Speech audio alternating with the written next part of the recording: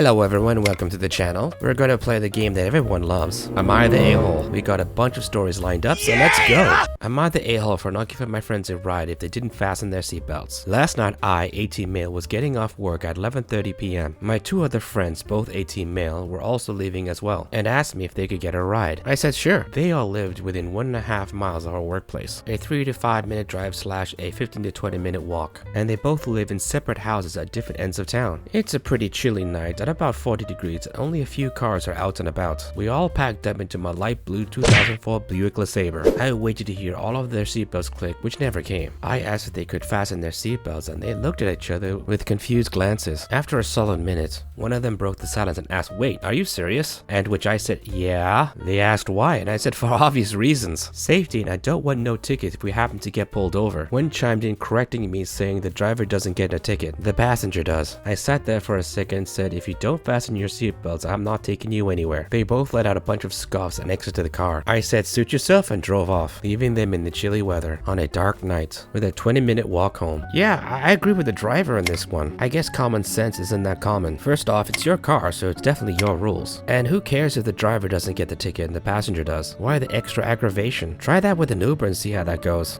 Get out of my car now! I don't even know what the big deal is, and they were getting a free ride. He didn't even ask for gas money. Yeah, always fasten your seatbelt, kids, and if not, you'll end up...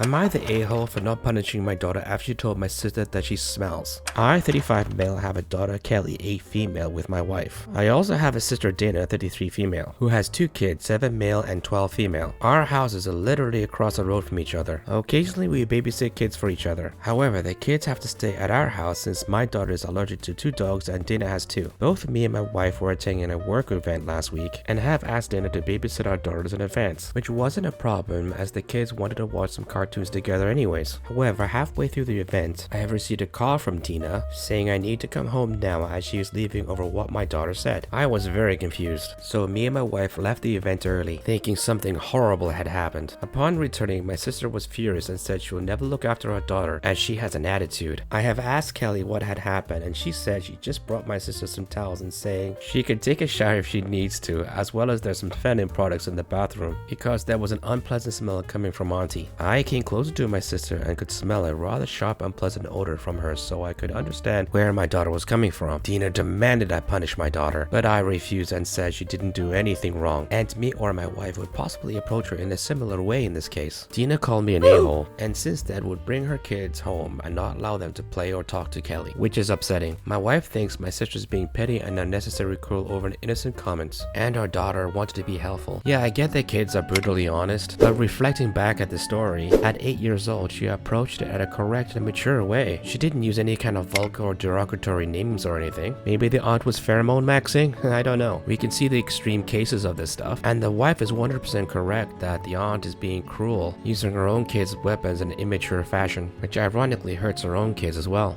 Am I the a-hole for kicking my broke parents out of my house? I am 20 years old and live in a 2-room apartment. One of those rooms is my room, and the other room is the kitchen / main room. Since my parents lost their job last year, I offered them to stay in my apartment until they found another job. My parents sleep on the floor of the kitchen / main room. When my parents and I finish up with dinner, we socialize for a couple of hours and then head off to bed. My parents usually go to sleep around 10:30 to 10:45, while I usually stay up until 12:15. My dad keeps complaining about how my TV is too loud, even though it's at a 15 volume. I thought this was rather odd, but I complied with him and turned it down to about 5 volume. He still kept complaining and I kept telling him back that it wasn't that loud. Hell, I went over to where he slept, laid down and couldn't hear even a thing, just the slightest of mumbling. His bright idea was to unplug my router and not give it back, even in the morning or after work. I told him it's my house and I bought that router and the Wi-Fi here. You have no right of taking it from me. He responded back, I'm your father and I control this house, which is obviously not true because I own the damn place. My mom didn't help me out. Hell, she made it worse. She was defending my father and pushing me whenever I tried to take it from him. This has been going on for 3 days already and I decided to get them both out. I told them to pack their stuff and go, but both Both of them said they had full authority over me, that I can't kick them out because I'm still their child. I called the cops on them and got them trespassed from my apartment complex. Over the past couple of days, they've been texting me on how selfish I am and how oversensitive I am about everything. Is that true? Am I the a-hole? So let me get it straight. Live in a bachelor's apartment, which quite frankly isn't the best built, has like probably flimsy walls. And now you got your parents in a super tight space. And yeah, I get it, your parents are going through a major tough times. And I'd imagine it'd be like kind of demoralizing as well. I don't think it was right for the father or the mother to do what they did or said what they did. You probably decided to put them up, for the goodness of your heart. But that's a small space and the TV was loud. Too loud! Still too loud! I don't know, do you think he's the a-hole?